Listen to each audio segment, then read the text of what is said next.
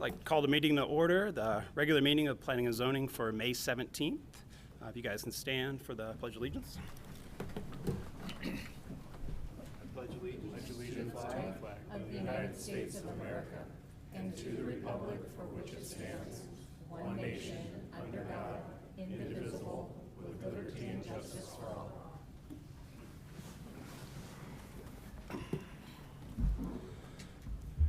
All right, welcome everyone. As you guys probably already know, we have a public hearing tonight, so if you guys are going to be speaking during the hearing tonight, please fill out the form where everyone is around that table over there and turn that into Amber. Start with a roll call tonight. Walton. Here. Stephenson. Here. Schlauer. Here. Hampi. Here. All right. The ceremonies, announcements, appointments, presentations tonight. Mr. Manley. Yeah, so some may not know this, but today is National Idaho Day. Oh, Go Idaho. yes. Go Idaho. All right, any amendments to the agenda tonight? There's none. No amendments, all right. Commission, any declarations of conflict, ex parte contacts, site visits? No. All right, seeing none. And we'll go into the consent calendar, please. Yeah, action item A is the meeting minutes from 4/11/2023. Action item B is the zoning recommendation for the housing company. Zone change file number ZC23-1. Action item C is the zoning recommendation for the Millsap Landing annexation file, ANNX 2216. All right, everybody get a chance to review that? And if so, I'd entertain a motion. I move to approve the consent calendar as presented. Okay. Got a motion? I'll second. We got a second. Roll call, please. Hampi. Yes. Schlauer. Yes. Stephenson. Yes. Walton. Yes. Next item is citizen issues. This section is reserved for citizens wishing to address the commission on an issue that is not on the agenda tonight. Persons wishing to speak will have 5 minutes. Comments related to any pending public hearings, any decisions that are appealing to city council are out of order and shall be held for that public hearing. Repeating comments regarding similar topics are also out of order and will not be allowed. Do we have anybody that has any citizen issues that we wish to speak? It is not for the public hearing tonight or anything in the near future. All right, seeing none, moving on. Item number 3, unfinished or old business? There is none. All right. All right. Next item is going to be public hearings. So as I said before, if you're going to speak in the public testimonies part of that, please fill out the form, turn that into Amber. One thing I did want to make an announcement here. As you guys are probably well aware, this is a large hearing, and the applicant wanted some more time to go over all the documents. So the city staff did some math, and because of that, so the applicant's going to get 24 minutes, but then we also adjusted the public testimony to 6 minutes is basically equivalent. So the amount that they got extra, the public testimony will also get extra. So everything kind of evens out math-wise. And then rebuttal will be the same thing there. So just to do that. So with that being said, we'll open the first public hearing tonight, the Thompson, Satchwell Annex and North Crown Zone Change. Got Mr. Manley to present.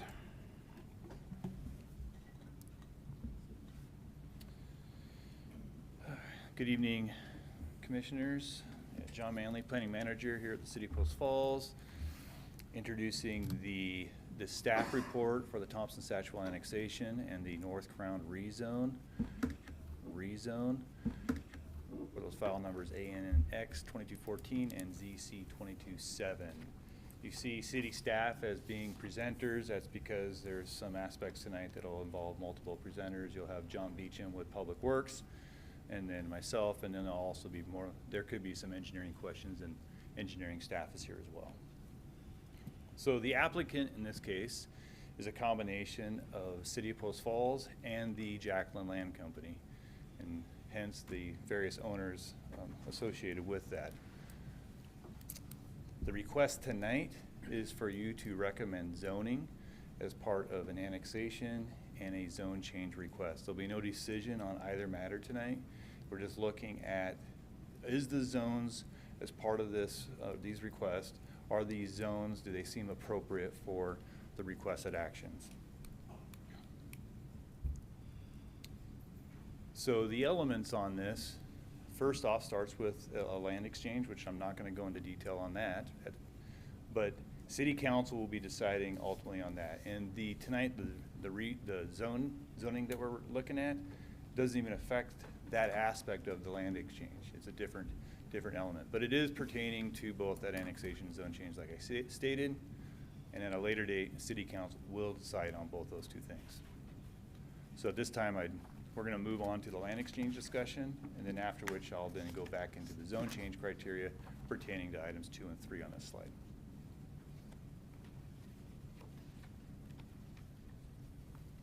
Good evening, Commissioners. I'm John Beecham. I'm Public Works Director for the city, and it made sense to talk to you all about why we would be requesting the zoning changes and the annexations, and it comes down to conditions within a purchase and sale agreement for a land exchange for city property out on the prairie. And what we have outlined in the pink color is existing city holdings that are out on the prairie. Most folks are aware of this. This is 600 some acres the city owns for future land application of treated wastewater. So that is one of the things that Public Works takes care of, is operating the treatment facility. And there is a point in the future where we will need to go to that land application site with our treated wastewater, apply it on a crop such as alfalfa or some other crop that's grown out there. In our master plan for that facility, there is a goal of acquiring more land application property that allows us to grow further, allows us to accommodate growth in the future. Basically, the more acres we have, the more gallons of water we can put on that property. So we are in the business of looking for land that that's suitable for land application of treated wastewater and is contiguous to the parcels that we already own. As I said, they're outlined in pink on this map. So what's being proposed tonight is a land exchange that would increase our land application property by not quite 100 acres. I believe the number is about 98 acres of increased property. To do that, we would exchange 80 acres the city owns, that's parcel 1, or it's referred to as North Crown sometimes in the staff report, for parcels 2 and 3. These are referred to as Satchwell properties because they were somewhat recently owned by Steve Satchwell, as well as parcel 4. So the city would get parcels 2, 3, and 4, and Jacqueline Land Company would get parcel 1 in that land exchange. There's also a condition in that purchase and sale agreement that parcel number 5 would need to be annexed at the same time. That's to allow reasonable development of what their intended uses are for that property. So all of these things are baked into that purchase and sale agreement. Acceptable zoning for the different parcels so that the new owners would be able to use those as they intend, as well as the annexations. As I mentioned, the city has about a little over 600 acres of land application property. Rathdrum also has 314 acres of land application property that's contiguous to ours, and by contract we're able to use that. We treat Rathdrum's wastewater, so in exchange they've provided that land for us. The map on the left shows the current total of those two properties at about 960 acres.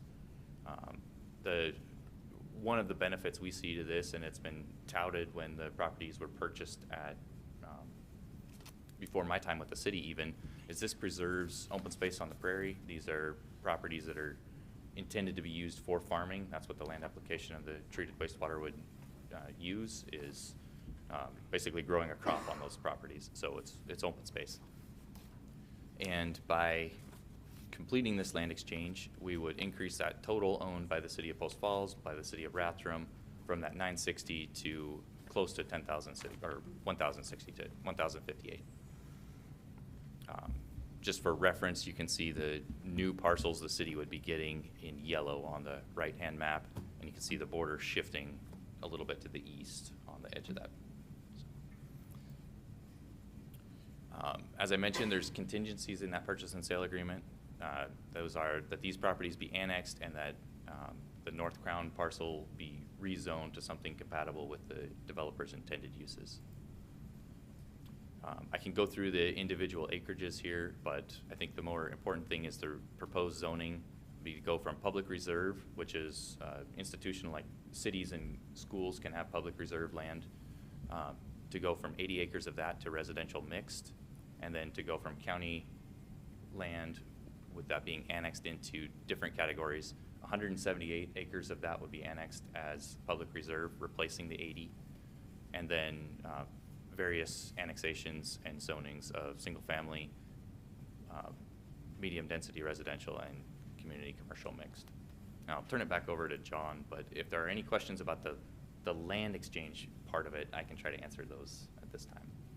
Currently is parcel 1, it's in the public reserve. Is it all intended for wastewater? Is that the intent for that whole parcel? Yes, that's correct. Everything outlined, and including parcel 1, everything outlined in that purple color on the screen would be intended for that land application. Could it be used for something else under public reserve? Talking with John about this, I believe the zoning would allow that, but it's owned by the wastewater utility, and that's our intended use for it.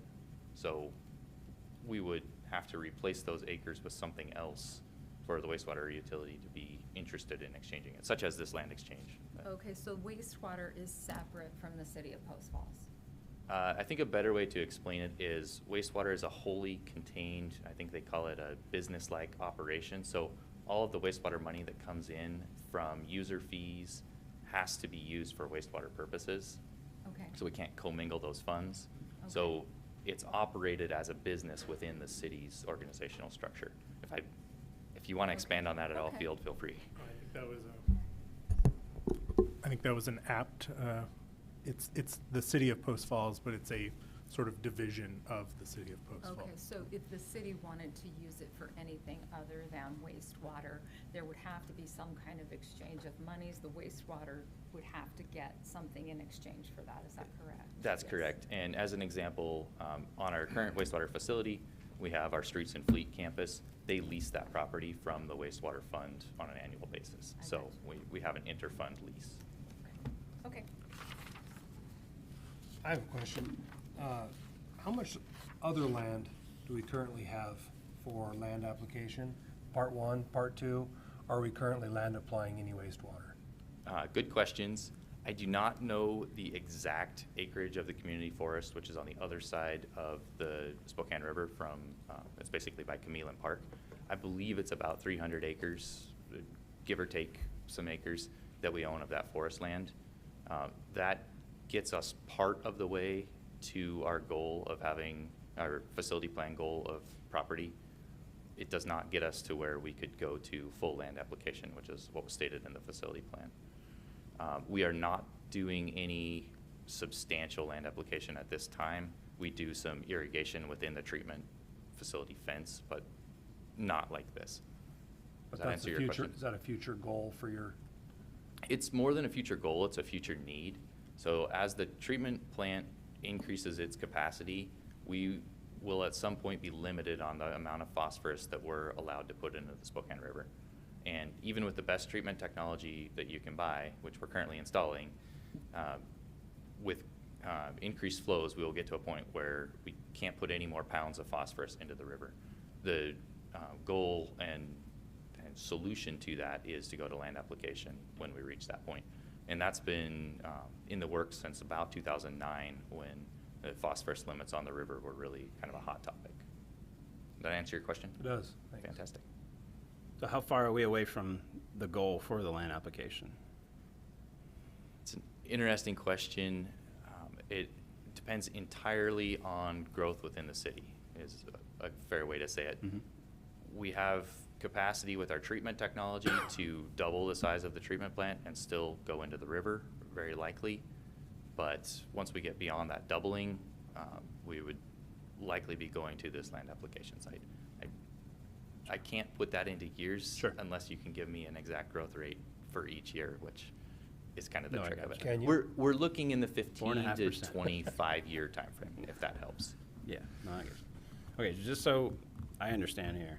So we got, number one is public reserve, and then you got 2, 3, and 4 that, if approved and recommended and approved, would then be public reserve, and that's the switch. But because part of the agreement, we're gonna include 5, which will have 3 different zonings in it for development, right? That matches my understanding. And then that's where we get the increase in public reserve land, which would then be increasing the land application for the wastewater. That's correct. Okay. Thank you for your time. Thank you. Thanks.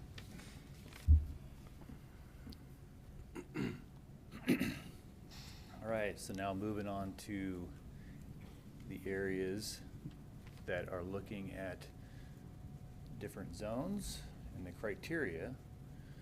Criteria 1 is looking at amendments to the zoning map and should be in accordance with the comprehensive plan's future land use map.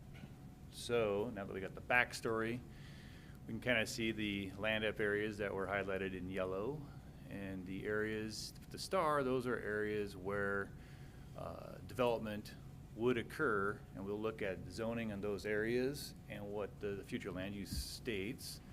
Being transitional, the transitional says we don't know the timing, we don't know what's going to happen out there, but when it comes to development, go look at the focus area for what it states and what would be applied for those zones or lots. So we have 2 different areas, those star areas. We have the one that was out west. That is currently the blue area here. That's in the Central Prairie focus area. And out east, that is in the 41 north area by default. And so we'd be looking at that. So when I go over the next few, I'm going to first start out west in the Central Prairie at that site and then move on to the 41 north. So this site right here, that's currently public reserved, being proposed for a residential mixed zoning district. Says so basically the highlighted portion here is support provision for a variety of housing types and densities. So this here, within that residential mixed zoning district, there's a development agreement. It's a binding agreement that will be recorded against title. Proposes approximately what you see in the yellow area, that would be the single family residential development area. They do propose at this time 5.8 acres of parks. There is a proposal for some multifamily on the northern end here at 8.3 acres, which is about 10% of the site approximately, with about 1 acre of neighborhood commercial.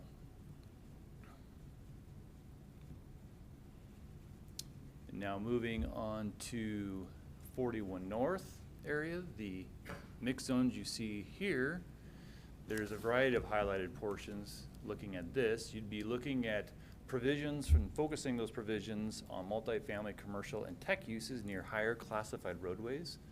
Highway 41 is a principal arterial and would meet that. Development should provide pedestrian connectivity to all multi-use paths, trails, including the Prairie Trail. And so the Prairie Trail will ultimately run right along here, and it'll get to the west side of 41 ultimately, and we're working with what's a tech park, which I'll go into a little bit. There's some future analysis at this location, which would connect through multi-use trails, ideally to the north, that's the plan, and then with other multi-use trails and improvements along Hayden Avenue, there would be a connection for residents of this site to gain access to that trail system. The other highlighted one at the bottom, focus provisions for commercial uses along arterial collector streets, which I already stated the 41 is a principal arterial. Now moving on to zone change criteria 2, we're looking at the goals and policies, and is the proposal consistent with those goals and policies in the comprehensive plan? Safe, vital, and attractive are elements to the Keep Post Falls neighborhood Safe, vital, and attractive, looking at safe. Highlighted comment there is with improved roadways and development, they generally create a safer environment, conditions for both pedestrians and vehicles, as well as it improves access for emergency services. So when you look out west to the North Crown, the extension of Spokane Street to Hayden will improve access from the north-south for emergency services. With development, you also would get the multi-use trails and safe corridors for pedestrians. Additionally, with development, there are impact fees that are paid at the time of permit issuance that go towards public safety. Looking at the North Crown rezone, it is next to a school site that's directly to the west, planned schools, potentially a school or schools. I've heard maybe a possibility of middle school and an elementary school. So now you're having residents that are within a walking distance to schools, and oftentimes those are a desired combination to have neighborhoods and a mix of neighborhoods near school sites. Out east, there is a tech park planned and some commercial sites that are planned, having some rooftops and with some trail connectivity to where people may live would be potentially a complementary synergy between those aspects of it. Also to note that we have commercial and multifamily design standards in city code that get applied at the time of site development, assisting in keeping sites attractive in Post Falls. Looking at goal 6 in the comp plan, maintain and improve Post Falls transportation network. I've kind of already inferred some of those improvements. You'd have by the school site, which I'll show in a bit, you'd have Bodine on the south end of the school, north side of Crown Point. You're going to have Hayden improvements as well as those connections at Spokane Street going north-south. Plan for and establish types of quantities of land uses in Post Falls, supporting community needs and the city's long-term sustainability. I think oftentimes when you get diversified zoning and complementary zoning next to each other, it assists attaining that goal. Protect and maintain Post Falls natural resources, including clean air, soils, river, and the aquifer, minimizing the light, noise pollution citywide. Looking at the proposal, and this actually ties into goal 9, enhance Post Falls scenic and natural areas. So by the net gain of 98 acres of land application, you are preserving some lands for currently, you have some natural habitat of some animals in the area that's being preserved. That also preserves development over the aquifer and the use of those areas for more natural elements. Goal 10, provide and support Post Falls Park and recreation opportunities on pace with growth. Let's see if I got that map there. So here, with the 5.8 acres, the developer would have the opportunity to work with the Parks Department. 5 acres is the minimum that they're willing to take for a city park. In this format, they would become private HOA parks maintained by the HOA. But at the time of development, they could go to parks and say, hey, if we consolidated this in one location, could we make it a city park to assist with their level of service for the city? Now moving on from goals, looking at policies, support land use patterns that, look here, foster long-term fiscal health of the community, maintain and enhance residential quality of life.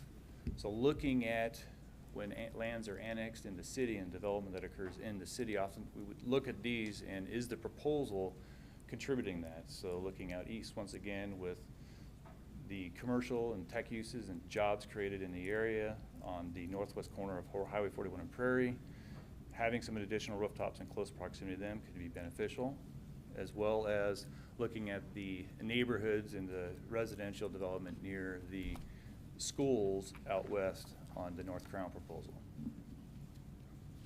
We have design standards in place that continue to help promote compatible, well-designed development. Apply and revise zoning designations, looking at the following. Future land use mapping, which I've kind of already gone into. Compatibility with the surrounding land uses, which I got some maps coming up that'll look at the proposal and the compatibility. Infrastructure and service plans, existing and future traffic patterns. I believe the staff report talked and discussed the compatibility of those plans and the timing which they may occur. So looking at the surrounding environments for both these areas, actually 3 areas, we got, once again, the North Crown, the Satchwell area, and the Thompson area that's near the Highway 41. So looking here, here's that future school.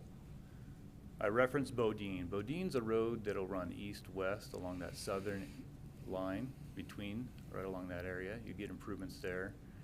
You see the Spokane Street going north-south. You see the proposed single family being adjacent to single family to the south. And those lots would be similar size and disposition, being R1 more than likely, or similar to nature of the combination between what's Crown Point was developed with Smart Code, an SC3 and an SC4, which provided some row housing, single family, and some typical traditional single family neighborhoods. And that's what you would see more than likely in that yellow area. Up north along Hayden Avenue, you would see potential for a pocket for some mixing of other housing types. I inferred the tech park in some previous statements on this. Where that comes into play is there is a development agreement for, and you see that here with a DA. The area in blue and the area that's kind of this off blue color, the blue area is specifically as lined out in that development agreement to be industrial type or compatible type industrial uses. Rather, when you go to that other shade of blue, and then down here on the south, those are open to your more typical commercial type uses. And then south of that, you have other zone CCS uses. To the west of that tech park, you have embodied in that development agreement some multifamily that would be allowed, and you see that there in orange with some commercial on Prairie Avenue. So looking to the north, you'd see you have the commercial along Highway 41 in the development agreement for this Thompson proposal that is being proposed as community commercial mix, CCM, but that's the area that in the development agreement, about 15.5 acres being proposed to restrict that to. That the only area where multifamily could go is on that. You wouldn't see it down in that location. The proposal is to transition away from that higher classified roadway to more of a medium density R2. And currently that we've recently modified our medium density, we no longer allow multifamily. What you would see in that R2 is more of that medium density, missing middle type housing, non-multifamily type structures, transitioning to that yellow area, which would be your typical single family type residence at that location. So ultimately what you would have is more or less a work center on the northwest corner offering various kinds of employment with residential opportunities both to the west and to the north connected together with some form of multi-use trails to provide access to those locations. What you see in green, once again, that is the proposed public reserve areas.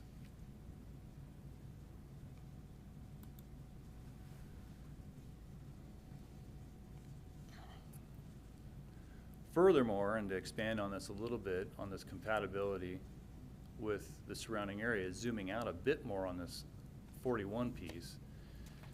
So areas that I have highlighted, 1, 2, and 3 on this particular slide, we currently don't have any applications for annexations or proposals for development on that. But what you would typically see along corridors, it's a principal arterial that has the car volume of 41 and the future volumes of Prairie, you would see requests for commercial along those corridors. It's not an uncommon request or something we're unfamiliar with seeing through our twos and fros. Behind that, typically, you see you see the R3 or medium density, and it transitions further to your single-family areas. So what you've seen developed in Post Falls mirrors often what we see in other areas. And I'm kind of just showing, when you look to the west, what's currently developed, if you folded 41 in half, like on a piece of paper, if it was ink, you would more or less get the same thing on both sides with a little bit of differences in different spots. So you would, looking at the compatibility, most of these uses from planning principles would be consistent with what's going along 41 as well as being compatible with each other. This is also consistent with the Highway 41 corridor planning and what kind of uses would be going along 41. These impacts were planned into that corridor. Policy 15, ensure that adequate land is available for future housing needs, helping serve residents of all ages, incomes. So we don't know the timing of all this. We do know that some of these areas are contingent on and conditioned upon when sewer and other improvements become available. They're not available today. The applicant's aware of the timing of this and they may speak to that. Policy 27, work to improve street connectivity. I've already kind of mentioned how the proposal could. I'll go back to policy 15. So what the proposal would do is provide more or less zoned reserved land for some of those future housing needs at some future date. Criteria 3, zoning is assigned following consideration as street classifications, traffic patterns, existing development, future land uses, community plans, and geographic and natural features. None of the proposed layouts would conflict with proposed street classifications, anticipated traffic patterns, existing development within the city, planned future land uses. We don't have specific community plans at this time, but you did hear the plans for the land exchange by John Beecham. Commercial and high density residential zoning is typically assigned along streets with higher road classifications. I already kind of referenced that with out east. You'd have the principal arterial, the planned higher intense uses along it, transitioning to less intense uses as you approach these land apps to the west. Looking at the North Crown area, you have the more of the lower density, but where they do have planned for the higher intensity, it's along Hayden Avenue, which is a major collector. Criteria 5 looks at limited in neighborhood commercial and lower density, being further away from more of your intense urban activity areas. This site here out west, is more or less at this point in time, 3 miles away, about 3 miles away from some commercial services currently and other intense urban areas. Hence the proposed predominance of that single family. So that would be consistent with that criteria. Criteria 6, they're looking at industrial zoning. That policy, that wouldn't be applicable. That's not being asked. Here's the agencies that were routed. Yellowstone Pipeline, they had stated that there was no impact. Panhandle Health, they had no comments related to the annexation or rezone. DEQ, they said that their concerns are more at the time of construction.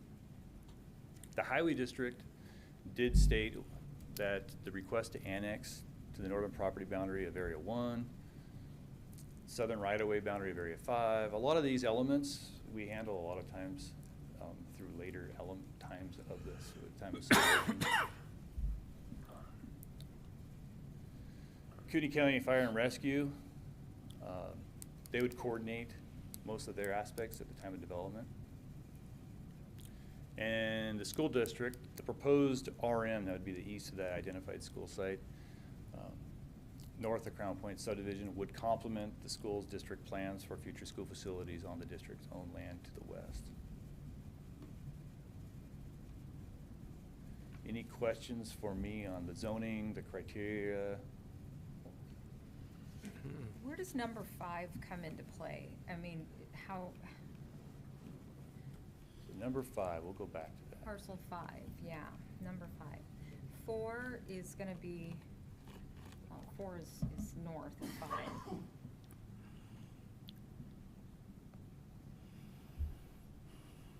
That 5? Yeah, the blue 5. Yep. That comes into play. You heard John Beecham reference that for just the land exchange portion of it, we're trading 2, 3, and 4 for 1. As Correct. far as 5, where 5 comes to play is in that reference purchase and sales agreement, that be annexed with this proposal. So that's part of that purchase and sales agreement and that's how it ties the annexation process up with that identified red boundary, because that area would need to be annexed in with these other areas with those entitlements and continue to be owned by the Jacqueline Land Company. So the Jacqueline ultimately, So it's not to our benefit, it's simply, well, we they look. won't do it unless we annex that with it. Well, it's a That's correct, condition right? in the purchase and sales agreement, but we have the comp plan and the goals and policies and the references of, is the proposed zoning, does it, to match that? Also, does that area complement the tech park to the south? The elements, with walkability and connected to trails, do those elements, are we meeting those elements? So it could be in our benefit, The trade is 1 for 2, 3, and 4. That's the trade. The trade is Yeah. 80 acres of one that we currently, Mhm. the city or wastewater currently owns for 2, 3, and 4. So Correct. 5 is not part of the trade deal. Correct. It's just, we want that done in this deal. Okay. correct. Because that doesn't need to be annexed in order for 4 to still be contiguous to the city of Post Falls. This is true. 4, okay. 2, Okay. 3 could all be annexed. Okay. Without 5, it just wouldn't be consistent with the purchase and sales agreement. Okay. Could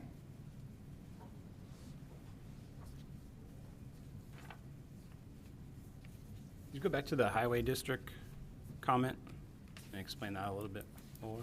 Yeah, I can actually invite maybe one of the engineers to maybe explain that better than I did.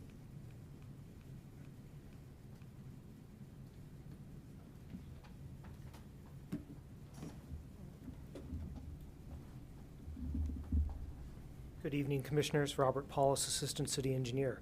I did have a chance to talk with Michael Lenz at the Post Falls Highway District last week regarding those comments as well. So when we annex property, we will normally annex to the far boundary or across the street of the roadways that adjoin the properties that we're annexing. In the cases that we have here along Greens Ferry Road and Hayden Avenue, the way the roads were originally created, they were created by easements.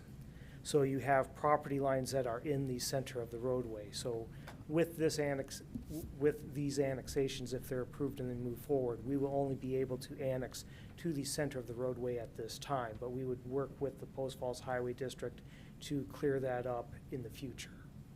We've had that happen along Prairie Avenue, and we've been working with Post Falls Highway District on that as well. The other question or the comment they had was for the developer to enter into a roadway development agreement for any roadway improvements for the Post Falls Highway District. What they're looking for there is when the developer would move forward with a subdivision, if the city of Post Falls is requiring a traffic study to be done to analyze what the improvements are, if there are improvements that impact Post Falls Highway District intersections or roadways outside of the city's jurisdiction, that the developer would have to enter into an agreement with the Post Falls Highway District to secure and make sure that those improvements are constructed. And what we do with subdivisions, when we do a traffic study and it involves roads that are outside of the city's current boundary, we do coordinate with Post Falls Highway District so that they are part of the review and comment on those traffic studies as well. Does that answer your question? How about, I had another question. This will be for you again, Rob. Spokane Street, now that it'll go all the way through, is that gonna be just as wide as it? So in full disclosure, I mean, I lived in Crown Point for 10 years. My house was probably the third or fourth house in that whole development, so I'm very familiar with that area. And once the apartments came in, parking right in that area is crazy to say the least. But once it gets up to where the row houses are and the park is, it's wider. Would that continue to be wide all the way up through It north? would continue to be wide all the ways up. Spokane Street is a major collector roadway south of Prairie Avenue. As it got into the Crown Point subdivision, we transitioned it into a minor collector roadway, and we also made modifications to that road configuration through Crown Point based upon the row housing and having the alley access in the back. Our master plan prior to the 2018 identified Spokane Street as actually going all the ways up to Hayden Avenue as a minor collector. We dropped that in the 2018 master plan because we had the land app site. With this application and the zone change, we were looking at and said, well, what would be the best form and function? Hayden Avenue is a major collector. Prairie Avenue is a principal arterial roadway.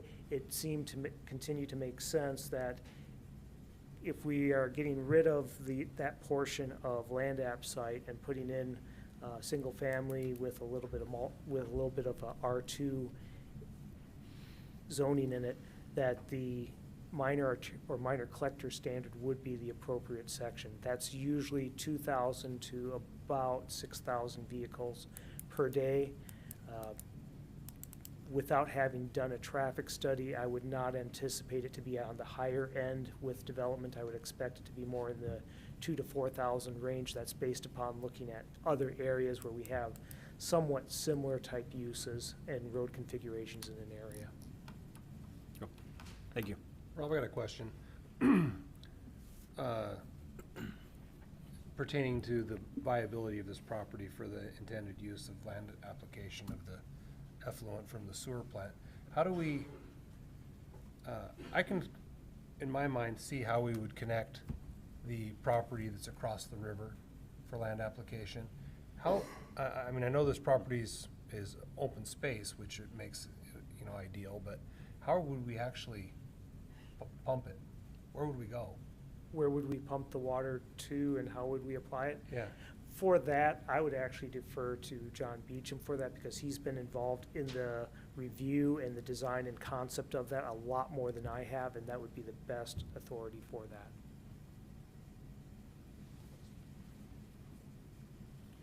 Hello again, John Beecham, Public Works Director.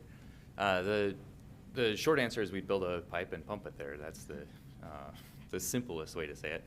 That is obviously a multi-million-dollar project to get it there, and the routing for that has not been finalized. I know we've looked at corridors going up Chase, going up potentially Spokane, any of those major roads that run north-south, anywhere from Chase all the way over to Greens Ferry. If there was a corridor through one that was less expensive, that's where we would likely go. Since this is more than a decade out for when we would need it, we haven't gone to the engineering expense of actually identifying it'll be in the right-hand lane of Spokane Street for this section. But does that answer your question? Yeah, I was just trying to get a feel for it. It's a long ways. It certainly is. And it'll be a lot of, you know, a major project to get it there, so I'm just trying to verify that, you know, I can see a lot of ways where it'd be a good value for the city. I'm just wondering about the distance.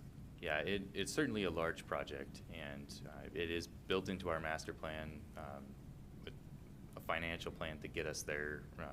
It's a ways out in our future for a reason, so that we have time to have the capital resources we need to get there. But yeah, it's a good question. If we had a similar amount of open space across the street from our facility on Southeast, that would be great. Yeah.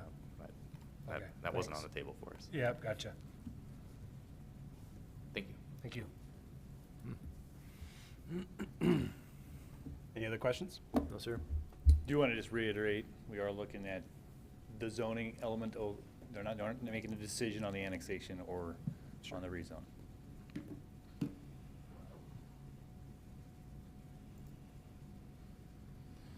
All right, so at this time, we'll invite the applicants come up. Please state your name and address for the record. Nice fancy little clock over here in 24 minutes. Okay. So tag Jacqueline and 5077 West Foothill Drive, Coeur d'Alene. Good evening, commissioners. My name is Tag Jacqueline. So I'm the manager of Jacqueline Land Company, and we're actually the co-applicant tonight, as it's been explained. Along with me representing Jacqueline Land Company is Ray Kimball with Whipple Consulting Engineers, who you'll hear from later in our presentation.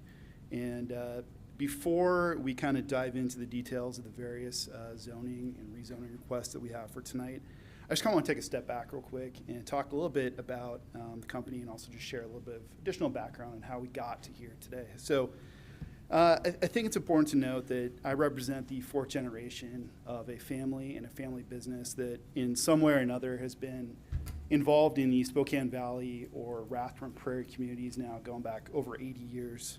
I myself am a Post Falls native. I grew up playing and recreating, hanging out on the prairie. For newer residents or anyone unfamiliar with our history in the area, Jacqueline Seed Company was a mainstay of the Post Falls community for decades, and it relied heavily on the Rathdrum Prairie bluegrass for its production, and it was the backbone of its global seed supply business. When Jacqueline Land Company voluntarily phased out field burning practices due to public pressure, it was only a matter of time before the Rathdrum Prairie, unfortunately, would start to transform. And, you know, although our family business has evolved over the years and we've had to kind of shift our focuses, our commitment to being good land stewards and also maintaining the vibrant community that makes Post Falls great has not changed. And, you know, we live and work here and play here, and we have always taken a thoughtful, measured approach in all of our development. If you take a look at the slide here, I kind of wanted to incorporate this photo. It's actually the gentleman in this photo is my grandfather. That's Arden Jacqueline. And if you can see on the photo, it's kind of small in here, but he's actually pointing out to a map of the Rathdrum Prairie, and this is about 40 years ago. So I just kind of wanted to include that, you know, and just again really stress that this property, this area has been something that my family has been involved with now going back decades. I also think if you look at our existing developments, whether it's Riverbank Commerce Park or our new Haycrop commercial subdivision, those are just perfect examples of what we strive to create. We see projects as part of our family legacy, and we develop and stand behind those developments because it's something that, you know, if we're putting our name on it, we have a family stake in it, and like I said, it's part of our legacy. So, you know, another question, you might be wondering, so how did this happen? How did we get to tonight? So the original concept for this exchange, it was kind of one of those just light bulb moments of driving along Hayden Avenue, going by the school district property along Chase, and just kind of thinking through, you know, wouldn't it be great to have a residential neighborhood and homes near a school? Why have a school in the middle of a field? And beyond that, instead of developing some of our more remote properties where you're dealing with busing kids and figuring out transportation, you should be building homes near schools. That's just good planning. So we took that initial concept to the city, and over the last year or so, many discussions and meetings with city staff, we got to where we are today. So yeah, just from my end, you know, I'm honestly excited about this. This is I think a great opportunity, and I'm calling this a win-win-win. And I say it's a win-win-win because I truly believe it's a win for our family, it is a win for the city, and most importantly, it is a win for our community. And as Ray will explain a little bit more in detail, what this is doing is it's putting development where development belongs. And at the same time, it is preserving prairie open space. You know, so that's really what we're looking at doing. You know, preserving the prairie property and preserving open space, I think, is something that everyone agrees is important. And again, adding 98 acres to the preserved prairie land, I think, is just a great opportunity. So with that, I'm going to turn things back over to Ray to kind of dive into the details of the zoning request. So thank you. Thank you, Tag. Ray Kimball with Whipple Consulting Engineers. My address is 2104 Columbine Court here in Post Falls.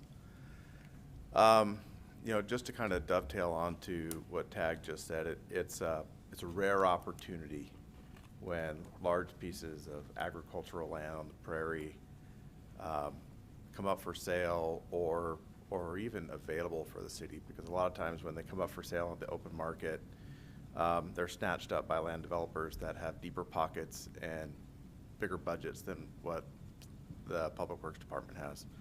And so this is a really unique opportunity. And so we're really excited about it. So we've got the land swap here, and we've kind of hit that. John pretty much nailed it, but we've got in the dark green, his current Post Falls land application. We have our 3 projects outlined in red, and the raft room land application area is in the lighter green. And so right here, the first property that turns blue is the North Crown property. That comes into, would be part of the swap. And then the North Thompson property on the north side goes green, from blue to green. And of course, then the third part of it would be the Satchwell area goes. And you'll hear me talk Satchwell areas 1, 2, 3, 4, 5, North Thompson, South Thompson, North Crown. Those are kind of interchangeable in my brain. I will try to keep to the areas 1, 2, 3, 4, and 5 just to avoid confusion. So this is the existing zoning. And so what we'd see here, and so what you can see, if I can get the mouse here working, there we go, maybe. So we have the school property right here. That is public reserve. And then the future would look like this. So we have residential mixed. Oh, there we go. We got residential mixed right here in what it would be area 1. This mouse hates me. And then we have an R1 right there, and R2 right there, and a community commercial mixed right there. And of course, this adds 98 acres of preserved prairie open space. So the project locations are here, 1, 2, 3, 4, and 5. You've seen this map, just a little different version of it. So this is the area 1, North Crown. So this is the land use exhibit that we're talking about here. So we took these, got some nice aerial shots the other day on a nice sunny day. This gives a pretty good perspective of what's out there. So we have single family to the south. There is Spokane Street right here. And you see that it is going north. And we are very, very intentional with putting a big curve in it. And the idea behind that is to keep it from becoming a racetrack. And so the idea was to, it's very intentional to design it to include traffic calming measures that slow traffic down. It's a residential neighborhood. Even though it is a minor collector, we want to make sure that traffic speeds, and we design it so that speeds are appropriate for neighborhoods. You can see that we've got 2 parks. These are in concept only. They'll probably shift around. The size total is going to be 5.8 acres or more. And then, of course, you've got the school district property. What we intend to do is we intend to have a local street pretty much along the west boundary here between the school district and this property. The idea being is that even though it's a local street, it'll provide access to the school district property, so they can have schools fronting it that don't have to front on Chase or don't have to front on Hayden. You see future Bodine Street across the southern end of the property, right through here. And of course, the development of that is very intentional. The idea behind this is to create the road network that services both the school property, this property, the Crown Point property to the south. Give them a route out north. Instead of funneling everybody south, give them a route up to Hayden. Give them a route out to the west to get out to Chase on Bodine. Right now, there are 2 streets in Crown Point that point directly out at this property and dead end. And so they'll connect up to those and give those properties, or give the residents in Crown Point the ability to go out that direction should they desire. And of course, Hayden Avenue, as Rob talked about, is a major collector. We were very intentional with where we wanted to put the multifamily and the neighborhood commercial. We thought, well, where do we want to put it? We thought, you know, it's probably not the right place to put it on the south end next to Crown Point. It's probably a lot better to put it up in that corner. It gets it on a higher classification street, which is Hayden Avenue. It's a major collector. And if we, in that little neighborhood commercial node, the idea behind that is to have, you know, coffee stand, maybe a little 24-hour fitness, something of that nature, something that fits the neighborhood and also complements the schools. So really, really important that we are working together with that. And the other part about this that's really important is that when we develop this, is we'll be able to bring utilities and streets to the school site. So there's a win-win-win, and then there's another win with the school district, where they get the benefit of developers spending dollars to bring utilities to their property at no cost to them. So jumping back to, so what I'm going to do is I'm just going to jump to each 3 projects. So this is the areas 2 and 3. This is the Satchwell property. So you can see here that you got the Union Pacific Railroad tracks running right across the middle. It's split 51 acres on the north and 62 on the south. And you can see the area that's highlighted in green out there on the exterior. That's the existing public reserve that the city of Post Falls has, and then up here on the north, that is the city of Rathdrum's land application area. So it really gives you an idea it gives you a scale, because on these maps we just see, you know, just little blocks, and this gives you a really good idea of the scale of what we're really talking about. We're talking about, you know, over or almost 98 acres of added open space, but this is really what the configuration looks like. So this is land that would otherwise be available for development, now preserved into open space. And of course, then we're moving on to the areas 4 and 5, the Thompson property.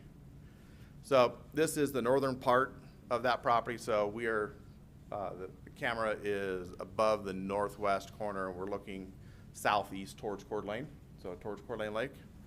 You can see over here, that is the railroad overpass. So that's where the Highway 41 goes over the overpass. And you see this little leg hanging off to the right. That's that 2.4 acres of access that gets that property out to Greens Ferry Road. So this is 64.5 acres of public reserve that would be going to the city. The existing public reserve that the city owns is right here, is right adjacent to it. So it just, whoop, right on, nice little triangle addition right onto it. And of course, this is the South Thompson property. This is area 5. And so you can see here in the purple across Hayden Avenue. So this is Hayden Avenue running right through the middle. We've got the existing technology mixed zone. Then we've got the R1 zone, then the R2, the community commercial mixed use, so probably the commercial and mixed use area, right up against the highway, right at the intersection of Highway 41 and Hayden Avenue. And then we have the CCM multifamily part, and that wasn't really intentional in putting that in that location. Even though it is up against the highway, because of the grade separation as the highway goes up and over the railroad tracks, it's really, really bad for commercial visibility. So for getting people in and out, and so for people to get in and out of that, and so, you know, driving by, oh, hey, look, there's the store I want to go to, and then they have to go up down to Hayden and then kind of wind their way in and through, and it's just not ideal for that. Instead, we thought, well, let's just put some apartments up in there, some multifamily area, give us the ability to provide housing for those people who may be working right there in the community commercial mix zone, that area right there in the red. So with regards to criteria, John hit most of these, and so I'm just kind of blow through them as fast as I can in the interest of brevity, and I've got 9 minutes and 46 seconds left. So this property, so the area, criteria 1 for North Crown, because this is transitional, we go to the focus area, and this provides so focus area says future growth should embrace a variety of housing types and land uses, and that's exactly what we're doing. So we're providing single family that matches the property of the south. We've got some, it's almost a mirror image in a lot of ways of Crown Point, where they've got the multifamily on the south, this has got the multifamily on the north, but there's all in between, it's all the single family. It's connecting neighborhoods. It's going to connect the Crown Point neighborhood to the school site. Very, very important. Got a lot of amenities there. This one kind of speaks for itself.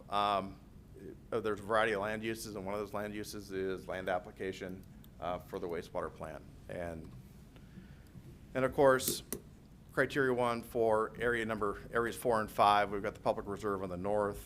I don't really need to talk about that too much. And then we've got the mixture of land uses going from higher intensity at the highway and then gradually getting less intense as we go west, which falls right into that development pattern as called out in a comprehensive plan. So going to criteria 2, back over to area 1. So we're going to do these in order, same way all the way through the criteria. The proposed mixed use zoning, mixed residential zoning, will provide housing types and a small commercial node, and it meets all the comprehensive plan policies and goals as we have spelled out in our narrative.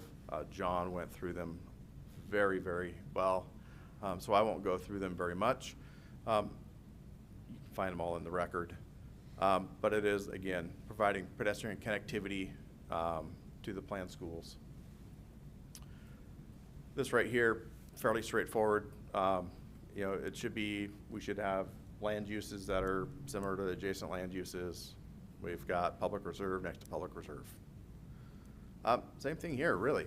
So we have public reserve next to public reserve north of the tracks, and we've got these, you know, we've got a transition from high intensity to low intensity as we move from east to west in this location. It meets many, many of the goals and policies in the comprehensive plan, and it's really important for this as this develops in order for it to be an orderly development. You know, we've actually talked to the city about it, and there was a, you know, why now? Why now? And the reason is, well, let's just get it done. We know it's going to be, we have in our development agreement that it's at least 5 years out, minimum, that before we can even start. And which is fine, because there's a lot of work to do. We've got to get sewer up there, Highway 41, I-90 interchange needs to get done. Not a problem. Like, we understand this is a good long-term, you know, 30,000 feet. Yep, we're looking down on this. This is the good plan for this. This is what we want for the future. Is it an immediate thing? Nope. But it's just good, proper planning and doing the right thing for this area, making sure that we basically just nail down good planning now. Criteria 3, so this has to do with street classification, traffic patterns, development, future land uses, community plans. The street network meets all the criteria, as Rob pointed out, for the transportation master plan. Sewer master plan has water coming up, water's already going across this property here. It's in the East Green Acres Irrigation District, and it meets the sewer master plan. The land uses next door are essentially identical, and it matches development pattern in the area. This also matches the development pattern in the area. None. Criteria 3 for this, very, very similar. This is almost, if you were to go a mile to the south, or a mile and a half to the south, 2 miles to the south, you'll see something very, very similar in Tullamore, where there's commercial up next to the highway, then there's some higher density, and then lower density as you get further away. It's exactly that. So, criteria 4, commercial high density being along streets with the road classification that's higher. Hayden Avenue fits that criteria. Not necessarily, not applicable here for the Satchwell property areas 2 and 3. And here, of course, we have the principal arterial, Highway 41, where the highest intensities are. Also Hayden Avenue, major collector, high intensity on that intersection.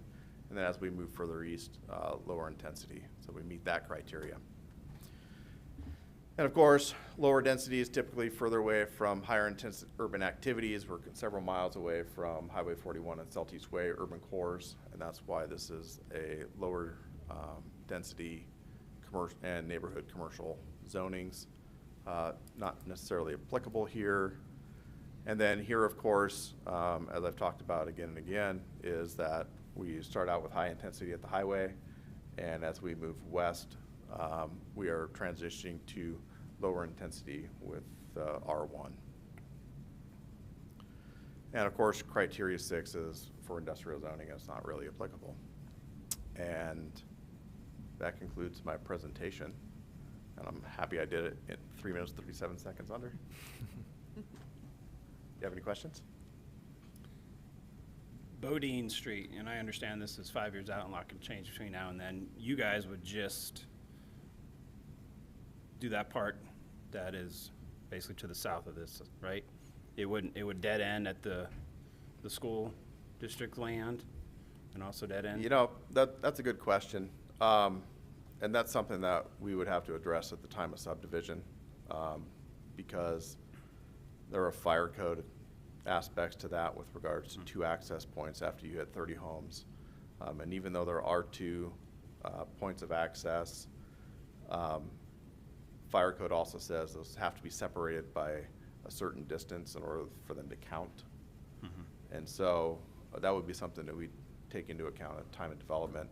I do want to be clear that the 5-year part is for the Highway 41, is for Area 5. This would be, Area 1 would be on the docket for much sooner than that. And one of the reasons for that is that we feel it's really important to work with the school district to work with their timing as well as ours to get utilities and everything, transportation infrastructure to their property.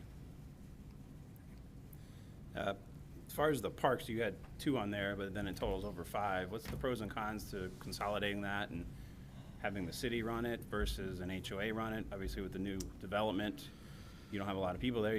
HOA doesn't have a lot of money. Boy, I could probably sit down and talk an hour about the pros and cons of HOAs versus cities owning parks. I know the city doesn't want anything under 5 acres because they want their crews to get there, and they're going to spend a day doing all the mowing and all that stuff. HOAs, they typically, depending on the size of the HOA, so this would be, it's 80 acres, so it's large enough to have a capital fund that could generally maintain something like that.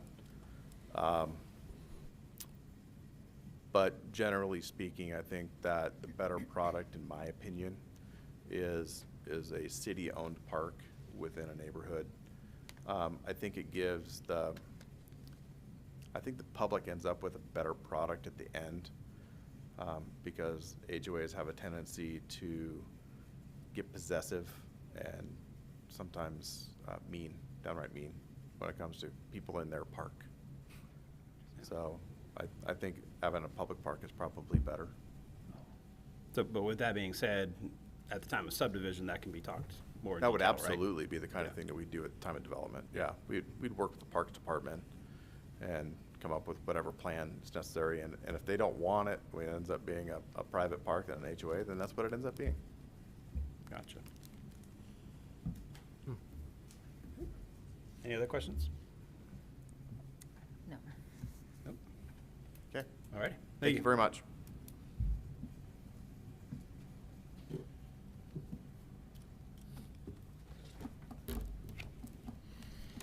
All right. Public testimony. Let's start with, are you just gonna bring it all up? That's cool. I can, or you want No, me let's to? bring it all up. Okay.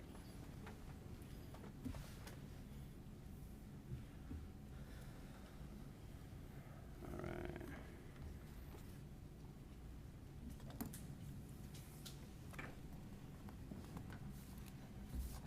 All right, I will start with in favor. And if I butcher your name, I apologize in advance. So we have Eric Gonzalez in favor, not wishing to speak. Growth is good to keep up with the economy. And we have Wade Jacklin in favor, not wishing to speak. This is the best project request in years. It helps satisfy preservation of the prairie land and increasing the city's public reserve by nearly 100 acres. Post Falls School District to have better access to the land and opportunity for well thought out development in the right location.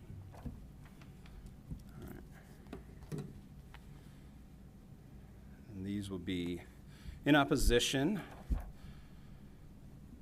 Carla Baldwin not wishing to speak. Gary and I have purchased this property as we have a chronic illness, and to have this last, we were told that it would not be developed. I'm against any development.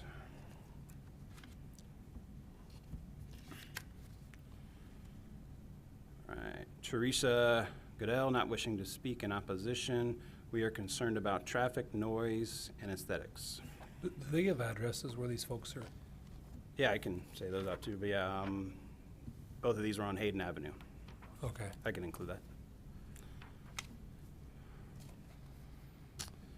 Not wishing to speak. Didn't mark, but I'm assuming this is in opposition based on the comments. Ruth Ann Liebman on North Spokane Street. The proposed growth is too much for the rural area and not keeping with the wishes of the residents. Not enough thought has been put into this. Pam Ostott in opposition, not wishing to speak. Off of Chase Road, too much traffic. Alan Goodall off of Hayden, concerned with traffic, speed, noise, and aesthetics. Valerie Hamilton, wishing to speak in opposition.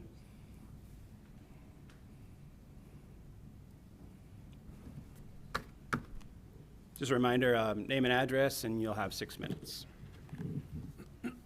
My name is Valerie Hamilton. My address is 8953 North Scottsworth Street. My property backs what would become Bodine, and my other side of the property backs the piece that, or is on the side that is the dead-end street that would go into that new neighborhood in Division 1.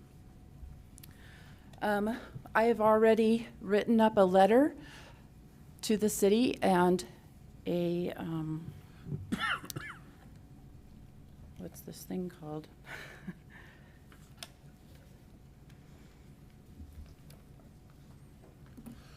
Sorry, I can't remember what it's called. I've got signatures from my neighbors. It took about 3.5 hours in the rain. Of all of the people that I spoke to, the majority of them did not know about this. I was told that only the people who had property within 300 feet touching this were even notified, that this, that the news was not notified and that the press was not notified. Therefore, that meant that if you weren't within 300 feet of this property, you did not get a notification. When I did get my notification, I only had 6 days to be able to respond with a letter. So you'll see that I do have a letter, and I do have this on record. And so I'm not going to go over that part of it. Most of it was environmental and about the water and the nature of it. However, in those couple of days that I've had since then, I've come up with some other things that I'm very concerned about, especially with the land swap and with the proposed zone change in the area number 1.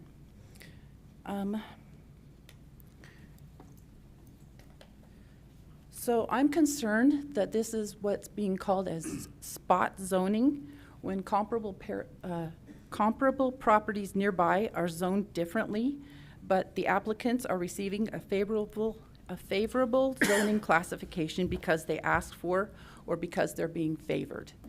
The area around this is all zoned as a green zone, And within the last 2 years, I believe that it was meant to stay a green zone.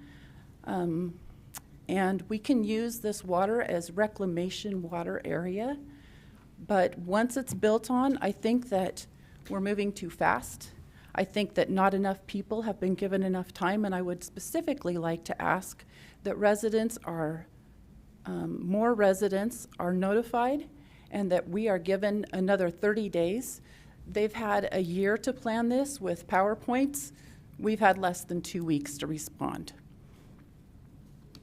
So I'm going to speak a little bit more about the roads and the major, minor, and principal arterials. So Spokane Street is called a minor collector. It's one of the larger roads that actually go through town. And according to the city website and information, unlike the roads and the number of cars that they said for a major collector, the city site says that that's between 4,000 and 12,000 cars per day. So it doesn't just go, if you have been to that neighborhood, it doesn't go around the neighborhood, it cuts right through our neighborhood. That minor collector would become a major collector because the arterials that are beside it that connect to the freeway out at Pleasant View and Highway 41 are major roads. But we are the only one in between there that connects to the freeway. So we're not going to remain a minor collector in our neighborhood. We're going to become a major collector, such as Hayden Avenue, and a principal arterial, such as Prairie, Highway 41, and Celtice. When you have more houses, when you have commercial properties, and when you have high density, you have more traffic. If you've been down there to Spokane Street in the area where they built those apartments, it is a nightmare trying to get through there because of all the people who are now parking on the road. They don't have enough parking lot space to park in their own area, so they park on the road. Then we get snow, then they get plowed in, then they can't get out, so they pile it all back into the road. Or if they can get out, they park on the outside of where the snow berm is. So now we've got a lane area that's supposed to be 3 or 4 lanes wide, and you can only get 1 car through there at a time. It is an absolute nightmare. So now they're gonna plan it on the other side of Hayden. And not only are they gonna plan for Spokane Street to go through our neighborhood, now they're gonna curve it through the other neighborhoods so that they get more traffic at a faster speed. If you've been down Spokane Street, and I will admit to this, don't tell the police officer in the back, 25 miles an hour is what they have by the cemetery. When's the last time you went 25 miles an hour through there? Okay? It doesn't happen. You can put a sign up, but that is not going to slow people down. It's not going to keep our kids safe. That's the front yard of a lot of young families. I went through there and talked to these people and let them know that what was happening, and I did not see one single person that said, oh yeah, that's a great idea, let's open that up. This is a beautiful, open green space that's completely surrounded by green space, and I believe that it's inappropriate to zone it to be a commercial area or a residential area. Thank you. Thank you. I'm out of time.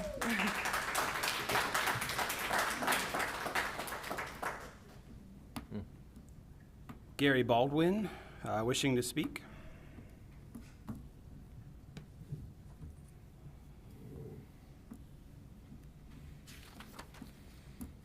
Name and address, and you'll have 6 minutes, sir. Good evening, Gary Baldwin, 11737 West Hayden Avenue. I live just across the street almost from this new 80-acre piece of crap.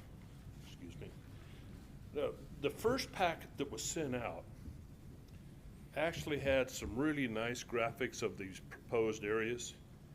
And I don't know if you can pull these back up, but this 80-acre parcel is going to be the death maker for Hayden Avenue, because the way it's proposed in the first packet, It has two entrances, one which is Spokane, running straight across Prairie, back up winding through this 80-acre parcel and popping out onto Hayden Avenue.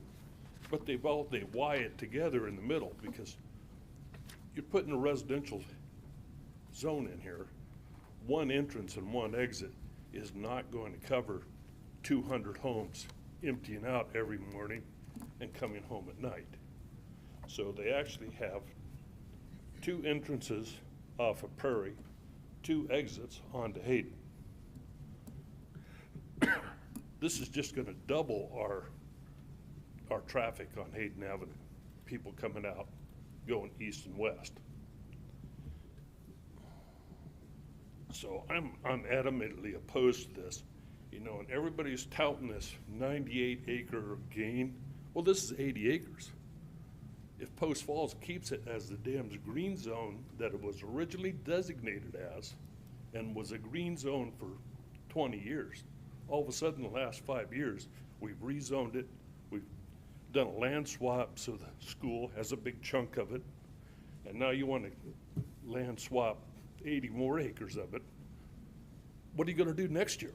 Land swap another 80 acres further down and again? So this reserve that we have is gonna be little tiny parcels splattered all over the prairie that's really not usable for future water expansion or anything else. Right now, we have that one block of 880 acres that the water district has control over and they can use. But if, you know, we keep chopping chunks off of it, pretty soon they're gonna be down to a 5-acre parcel. What's that gonna do for them or us? Nothing. So I'm not gonna use my whole 4 minutes or 6, but I think this thing needs to be stopped right now, you know. Sure, the city will lose 19 acres on this land swap deal. Who cares?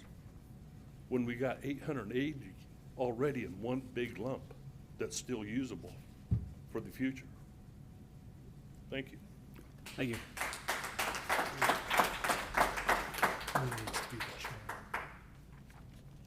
Let's see. In opposition, wishing to speak, Julie Hensley.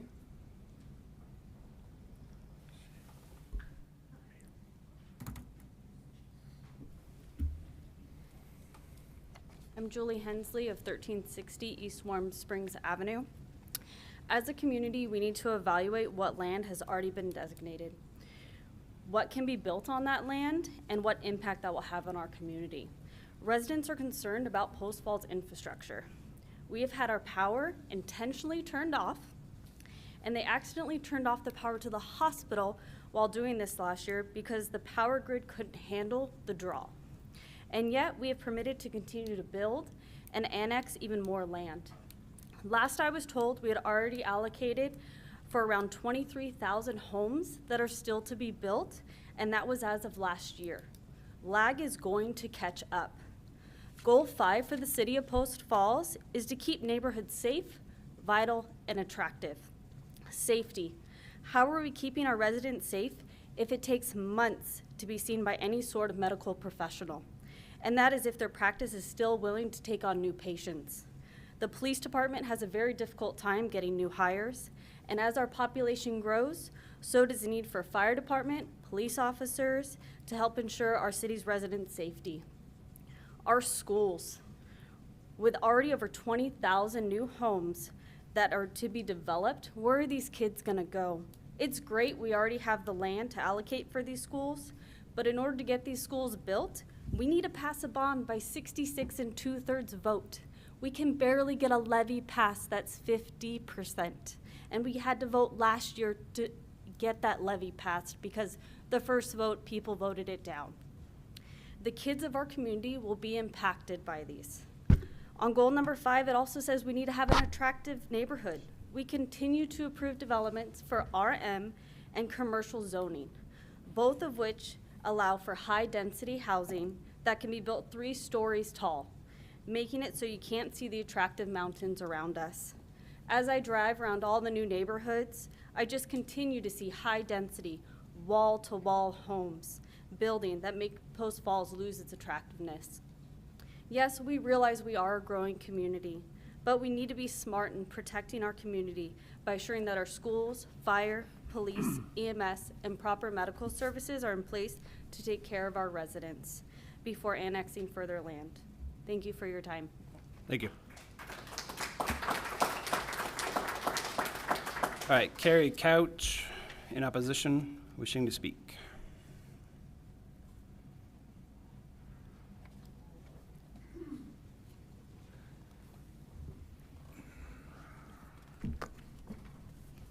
Hi, everybody. Can you hear me okay? I know because I couldn't hear everything. Anyway, I live at 9045 Scottsworth, and I'm impacted quite a bit. My house is right off of Bodine also. So this was a surprise to me. I came home from a business trip to your packet, and I didn't have much time. So my friends we want to have more time. So that's the first thing. I heard you speak, not you, I heard you speak about the win-win-win. It's not a win-win-win. It's not a win for us. It may be a win to make more money for you, or maybe to, Ladies and gentlemen, please, thank you. well, they're just clapping. No, I understand, but Okay. In any event, it's not a win for us, okay? When I moved here a couple years ago, I was told that nothing would go on back behind me. That's one of the reasons why I bought that house in that community. I don't want something behind me. I don't want Spokane to go through. That it affects me dramatically, but I'm concerned about the whole community. I come from a very, an area that has a lot of houses and had a lot of traffic. I didn't want that anymore. I didn't think you guys did either. I was told that you thought better of life. You wanted to have, you know, a more work-life, a better work-life situation. And that's what I want. I want to retire here. Help me retire here, please. Let's see.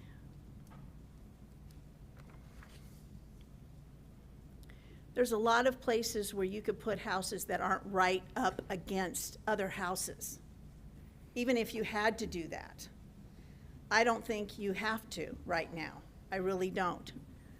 I actually had a couple of ideas. I'd like to work with people that are planning this to see if there's other areas that they could put these houses. To me, I think it's, especially with the exchange part of this, it's a money grab too.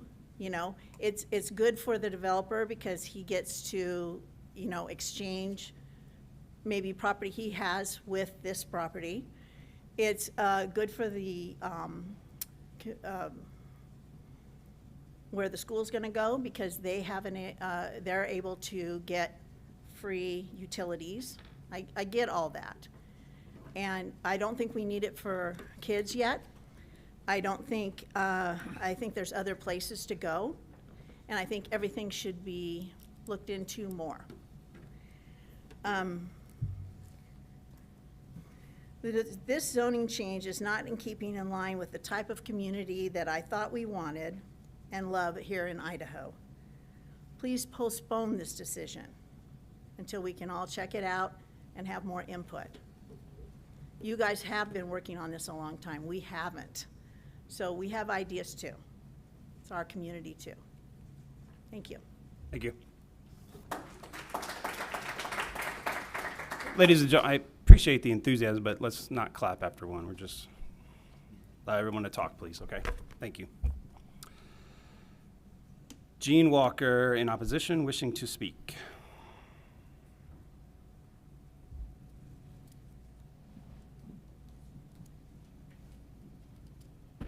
I'm Jean Walker. I live at 8966 North Spokane Street, and I am directly impacted because I'm the last house on North Spokane Street.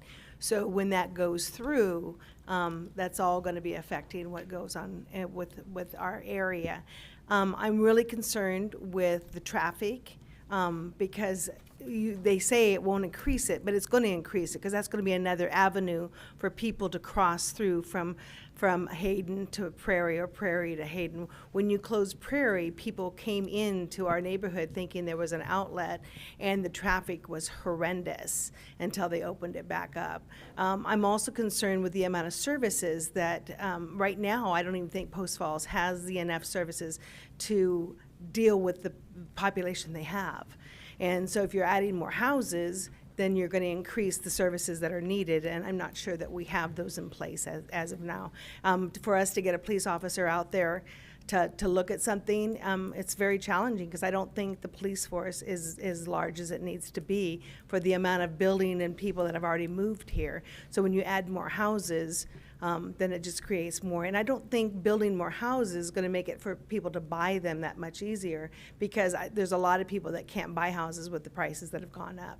So that's what I wanted to share. Cool, thank you. Right, in opposition, wishing to speak, Lacey Green.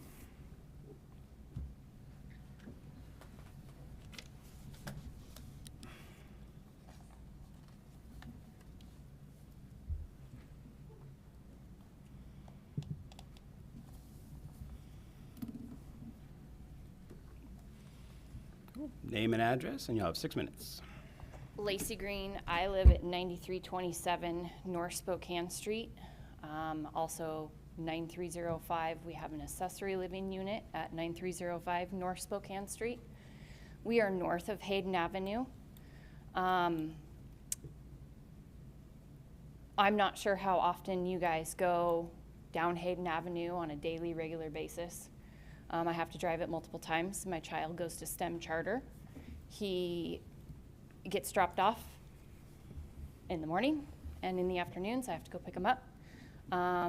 More often than not, it takes me anywhere from 15 to 20 minutes to get onto Hayden Avenue as it sits now. And you're wanting to add these homes to that traffic load currently. It's completely out of line. It's ridiculous. This town is not set up for it. This town isn't set up for the growth that's happened currently within the city limits, let alone it be set up out on the Rathdrum Prairie. Me and my husband farm. He grew up farming. Jacqueline's a very familiar name in farming. A lot of people looked up to Jacqueline for farming, for purposes of land use.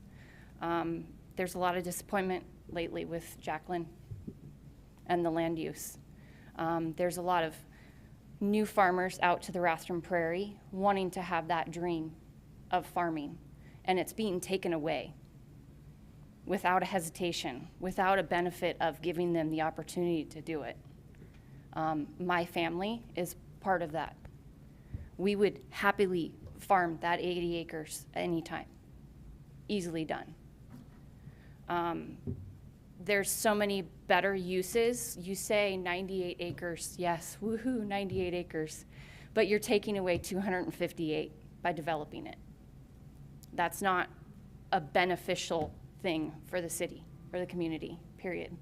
Beneficial for the community would be it's farming, it's agriculture, it's something that's coming up in our area. FFA is very well known. 4-H is very well known. There's a lot of areas and avenues that the fairgrounds itself can't capacitate and fill.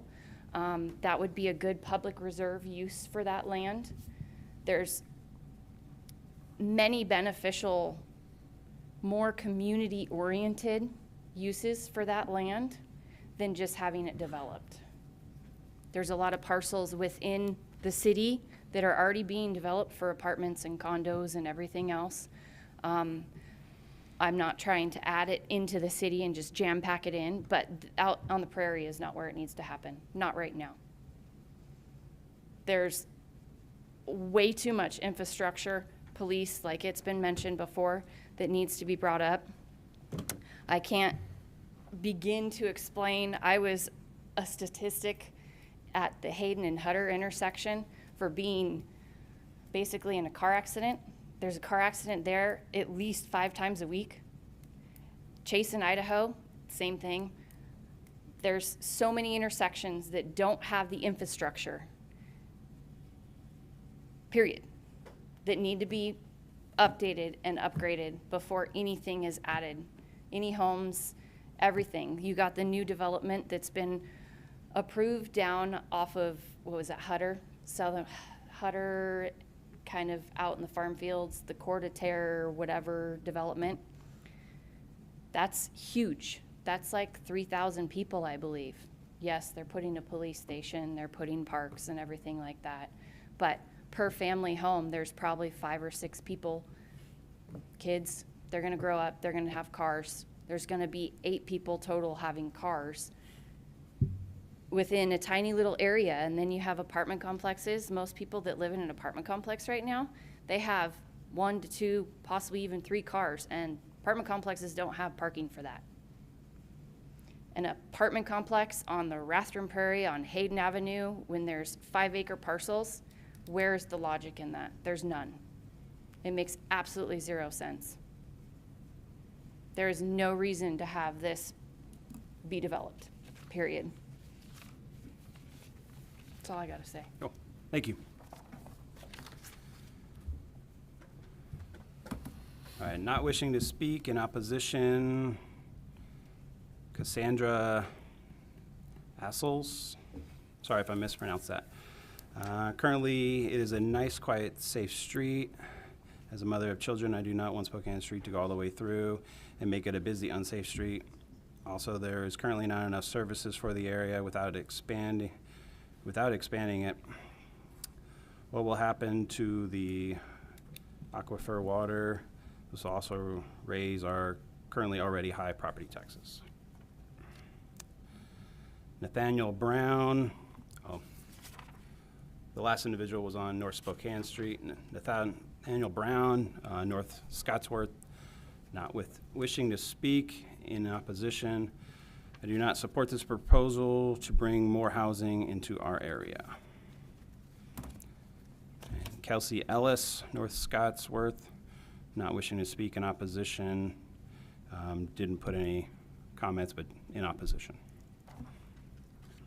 Anybody else that I missed? All right, thank you. So this time we'll bring back up the applicant for rebuttal. It was 13 minutes, right, John? Correct. All right.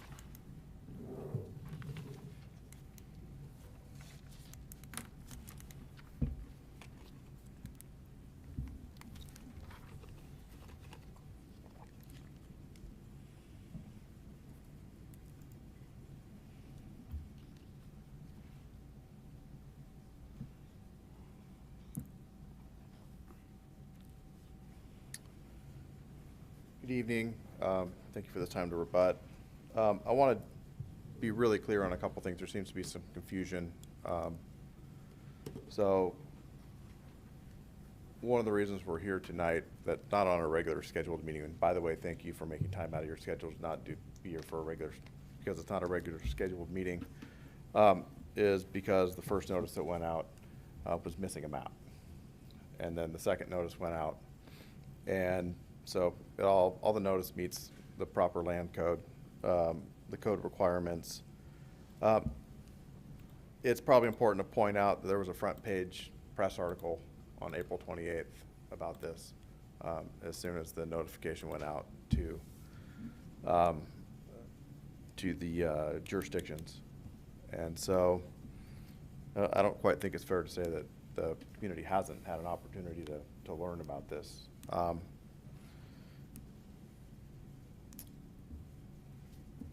I appreciate where most of the people here are coming from. Change is hard. As I was listening to the addresses, I heard mostly Crown Point addresses, one Fieldstone address. And all those people are here presumably because they love where they live.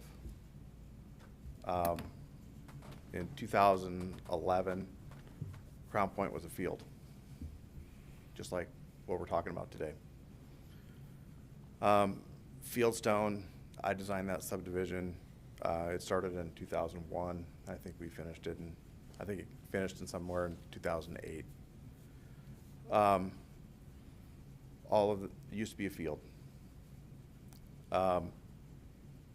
People who live in those places are the beneficiaries of this exact process.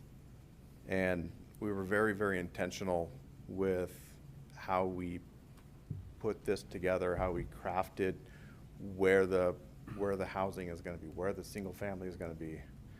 So I can jump towards this one, because this is the hotbed one, right? So everyone's talking about. So first I want to be very, very clear. In this land swap, the city gets 178 acres. Jacqueline's get 80. So there's no diminishment in the amount of land the city gets. The city gets more. The city gets more land. And it's for land application. It's for preservation of the prairie. So why is this a better spot for land development than the areas 2 and 3? Well, it's next to a school site. It's next to an existing subdivision. It's next to a neighborhood. If you'll notice on this exhibit up here, we very intentionally didn't put the multifamily on Spokane Street. There will be a there will be a local road that comes off of Hayden to serve that and to serve the rest of the neighborhood in that area. But the idea being, don't put multifamily on Spokane Street to fire all those people straight south. Give them a little more tortuous route to get to Spokane Street. And some people talked about 4,000 to 10,000 cars per day. That's not the amount of traffic on the road. It's the amount of capacity the road has for that traffic. So that just has to do with lane width, amount of lanes, how wide the lanes are. It's a capacity thing, not exactly. That's not how many cars are going to be going on that.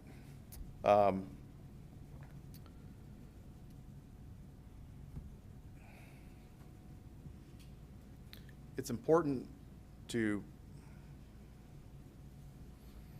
so we're focusing very much on this, and all the testimony you heard tonight from the public was about this. The North Crown property. The school district weighs, so having the ability for there to be a third exit out of Crown Point is really important. So where all the traffic today from Crown Point goes out those 2 exit points, mostly now Spokane Street, now there'll be an exit out Bodine, there'll be an exit, and there'll be exits to the north. So I know everyone presumes that development to the north is just going to add more traffic when, and I'm not going to say it's not, but what I will say is that there's equal opportunity for the people in Crown Point now to go a different direction and to have more options in their daily commute.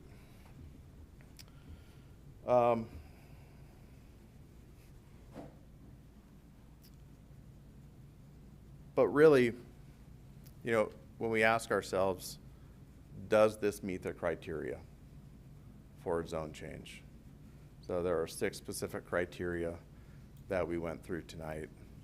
And by and large, although I certainly do appreciate the testimony tonight, the testimony was focused on, not on that criteria. The criteria where, with regards to traffic,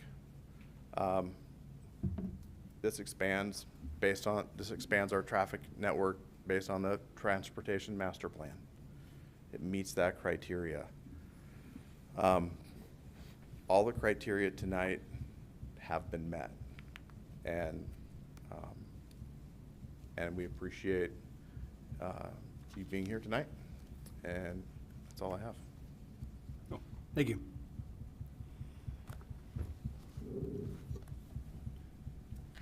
All right, close the public hearing. We'll put the review criteria up there and we'll go through that. And this is what we have to review to make our decision and recommendation that will ultimately go to City Council. And I would like to just to be clear, what it is that we're actually making recommendations on tonight, and are they separate? Is it one with several different? I mean, I'm not really clear on that. So, and if I need to pull the map up again, just let me know. and I Okay, can- yeah, if you're and gonna I can do explain that, great. I'll try to explain it, but if you'd okay. like the map, let me know and I'll pull that up. Got it, okay. It's a separate PowerPoint, but I can get there. Okay. So what's being asked for is the North Crown area, the one that Ray was just recently talking about, Okay.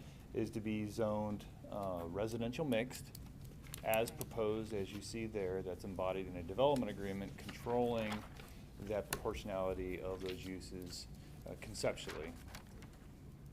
The Satchwell piece, which is identified as area 2 and 3, many times they were the public reserve areas that was centrally located, that was divided by a rail corridor. That was being asked for a public reserve zoning designation. Further to the east, which was areas 4 and 5, the area north of that rail corridor, if you remember, was to be asked for public reserve. And then you had the mix of zoning south of that rail corridor, west of Highway 41, that had that mix of CCM, R2, and R1. So those are the zoning districts that's being asked to go along with the future decision that would be made by City Council on the proposed annexation and rezone. Okay, so just a zoning recommendation, but it has to, but on each area. Area 1, area 2, 3, 4, kind of as they're spelled out in our, Correct. yeah, okay. And to further clarify, Area 5 does have a development, the Thompson piece does have a development agreement on it as well. Are you saying you want these will be evaluated individually or as one? So the way it's set up is to evaluate them as one. Okay. However, Break it down. in your mind, you need to break it down for each area. In our minds, or if there was a motion made, Something that I think, would it be So for the area motion. 1 to be, or? The motion no? is, it's sort of an all-inclusive package. We're considering the zone change and the recommendation for zoning on the other pieces. And so I think it would help to have the map up, and So and it might be easier to sort of take those piece by piece I under think each something that would be criteria. good for we a lot of times say, is to help people that are here understand this process a little bit better. We, the Planning and Zoning Commission, we don't decide whether or not this swap's gonna take place. We don't decide whether or not the property will be annexed. That's, those are decisions for the City Council, and most of the testimony that was given here tonight, if not all, is really good testimony for you folks to give to the City Council, where they'll decide yes or no.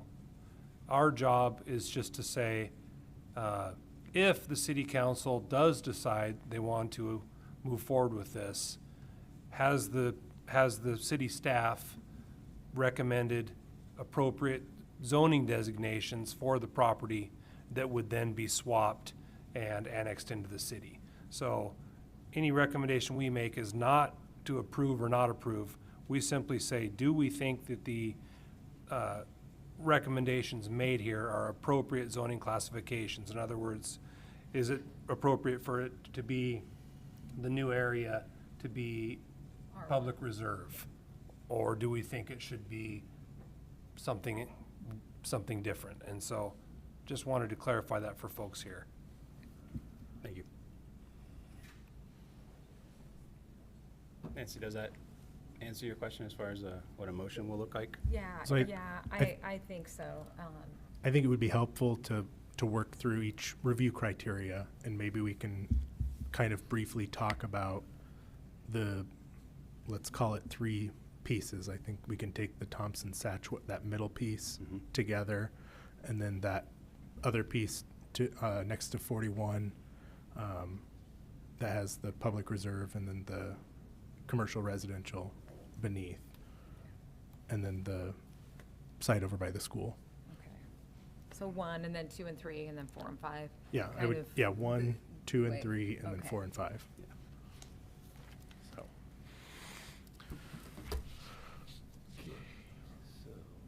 so the first review I think it would be helpful to just leave the map up maybe, and then I can Kind of. just talk us through. With one screen, it's, I'm gonna try to go back and forth. Okay. So the first review criteria is whether or not the amendments to the zoning map are in accordance with the future land use map. So for piece 1, what in the record determines whether or not that standard has been met?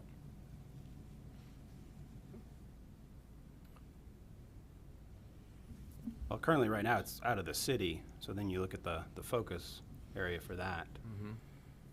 You got R1 to the south of it, so. So Area 1 is in the city, that's why it's getting the rezone. Oh, yeah, okay, that's, It's okay. going from the public reserve in the city to the So where were residential they? mix proposal. Oh, that's right, it's public reserve. That's the zone change, okay. Well, But you're right, it's a transitional area. but that's, okay, that's what I was going for, it's transitional area.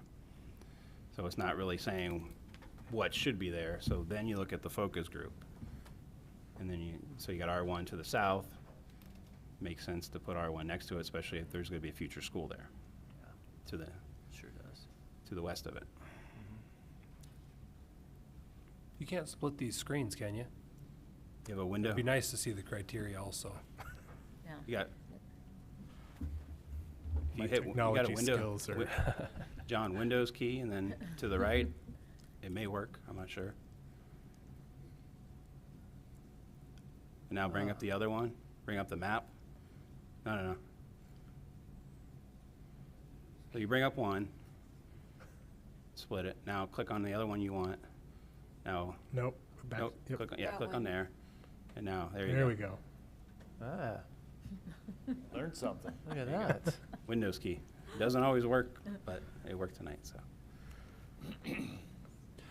The long and short of this is this a transitional use? And I think they went on at length explaining the detail that the effort they've put into trying to make each of these areas, not just this one, transition from the adjacent uses. And in this particular area, there's residential next to residential. The higher use is up in the corner, more adjacent to the school. And it's, and then additionally on the Highway 41 piece, it's transitioning from commercial to a little more density to single family. So I think they've put a lot of work into that on all of these, really. Mhm. I agree with that.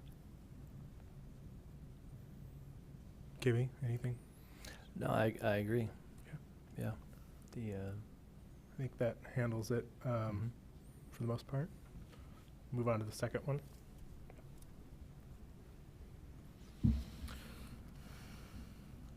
So the second one looks at consistency with the goals and policies in the comprehensive plan. So which goals and policies do you believe are relevant to the proposal? And do you believe that those goals and policies support the proposal? Well, I personally think with this development, at least with where the houses would be and the development over by 41, it's going to improve connectivity in that area, build out the roads, We'll get some sewer and utilities to the school area. But then also with the additional public reserve areas, all that's still connected, including the Ratham area. So that's just gonna build out, which is part of the city's land application plan.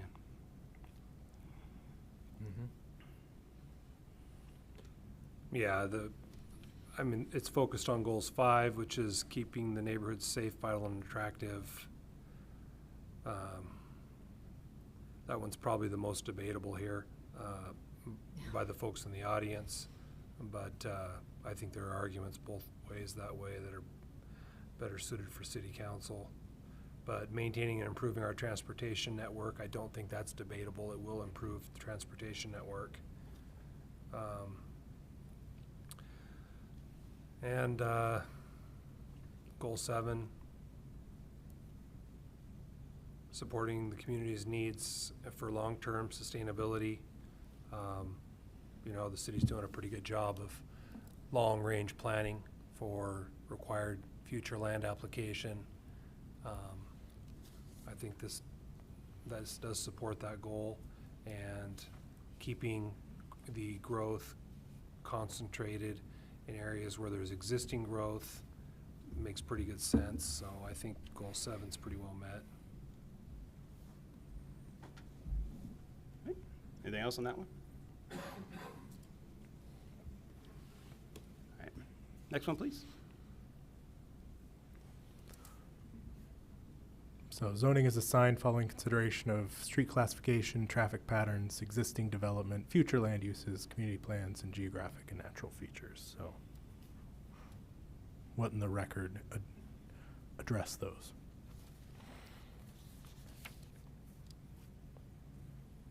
Well, with the R1 for section number 1, you're just continuing Spokane Street north. There will be a lot of other city streets, neighborhood streets through there. But that's just continuation of Spokane Street that's already through a neighborhood. Then you have your public reserve lands that are just going to be there. But then number 5, that's closer to 41, and therefore you have those commercial and multifamily and commercial mixed uses in that area because it is higher road classification. I agree with that. Anything else to add? I don't think so.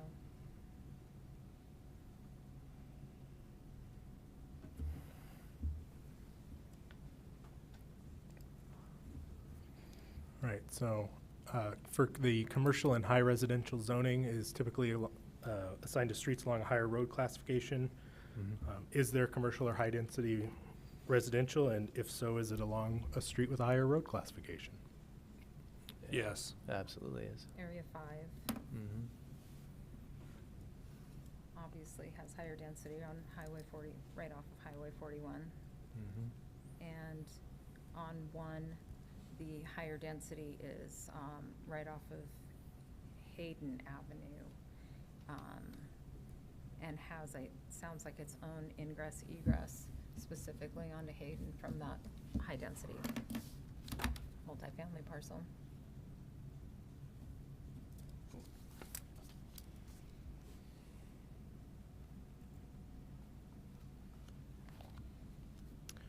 And limited, is the request for limited or neighborhood commercial or lower density residential? And if so, is the lower density residential farther away from higher intense urban activity?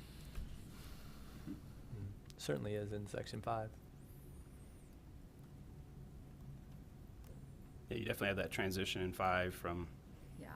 the commercial to the lower residential. And then obviously in section 1, it's all, for the most part, low-density residential. And that is far away from 41. They have a small commercial in 1 as well, Mhm. right? True. Yeah, Mhm. and that is. I think they said 1 acre. Yeah, which is a small little node, probably Mhm. Yeah, a fit for that. which is in the master plan as far as getting Yeah. some sort of services out in those areas. So I think that fits there. And And next one. And finally, the toughest one of the evening. Not Is the proposal applicable. for industrial, or is there any industrial nearby? No. That one is Not not applicable. applicable to this hearing.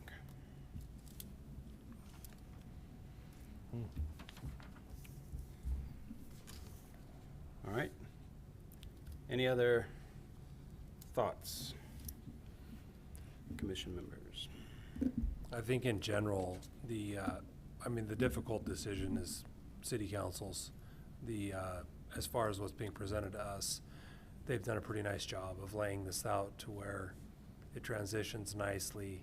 It's pretty accommodating to neighboring properties as much as can be, and I think it's pretty well done. I do agree. It's where they have put the residential, it abuts other residential, a school. I think ultimately that's probably a good place. I understand the commercial and the more high-density multifamily off Highway 41. That is what we've been doing, or that is where it has been going. And discussing it as zoning only, and looking at it from that perspective, I think that they've made that work. And that's all we can focus on tonight, so. Gibby? I would agree with everything that's been said. There was a few residents that expressed concern or disappointment about the notification and the time, and I think Mr. Whipple addressed that, but is that verifiable? Everything was done according to how we needed to do it? as Yes, far everything as- was met per state code, going within the 300-foot and the publication. In fact, there was an identified potential miscommunication, and one of them with a map missing. So that's why we created this evening tonight, to make sure we met notification requirements by state requirements. Because otherwise, we would have been covering all of this a week ago. Last Tuesday. Yeah. A week and a half ago, right? Yes, the map of the Satchwell piece was not included clearly in the initial submittal. Okay. Seems like section 1, where we've heard most of the resident feedback, that was included in the original piece, all that was, Yeah, that was in the original notification, yes. Okay. Both the Thompson piece along 41 and the North Crown area 1, as you referred to, was clearly an initial.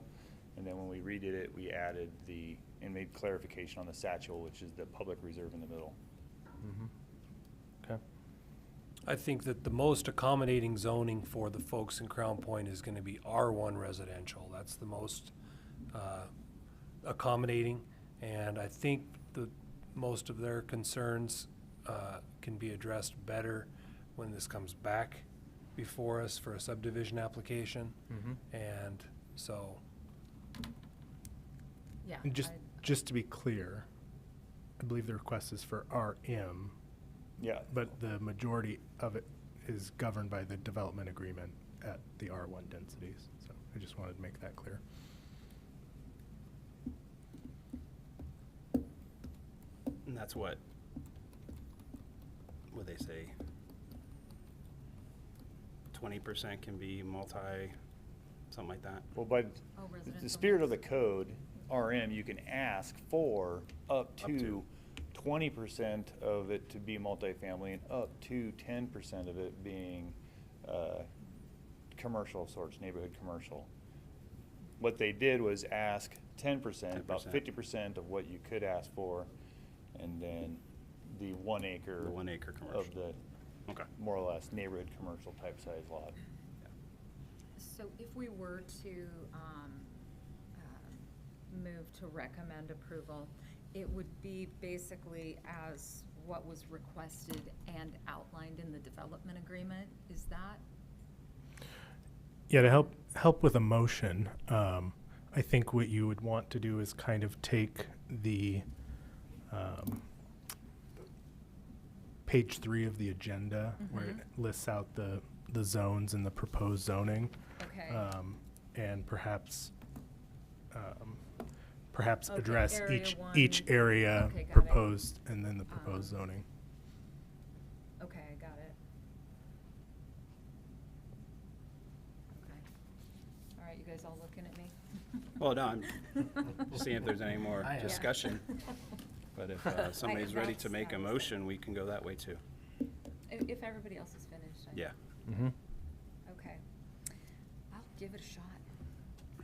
I would move to recommend approval of Thompson, Satchwell Annexation and North Crown Zone Change, file number ANNX-22-14 and ZC-22-7.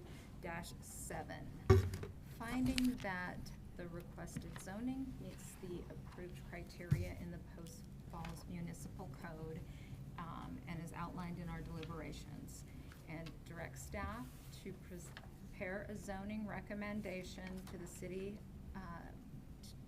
to be provided to city council as Area 1 residential mix, Area 2, 3, and 4 public reserve, Area 5, 28.1 acres, single family R1, in Area 5, 20.8 acres, R2, medium density residential, and Area 5, 34 acres, community, commercial, mixed, CCM. I have a motion on the Nice. floor. Do you have a second? I'll second. Okay. Roll call, please. Walton, Yes. Stephenson, Yes. Schlauer. Yes. Hampi. Yes. All right. The recommendation moves on to city council.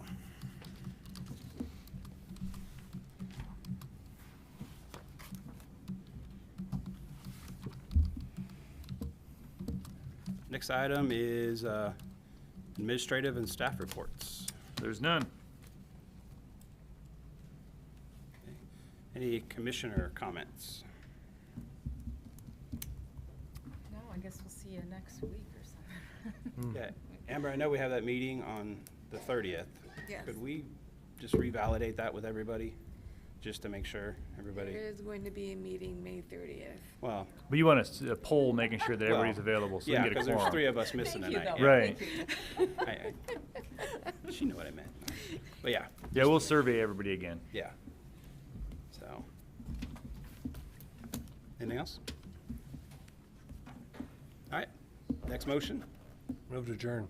move to adjourn. Adjourned.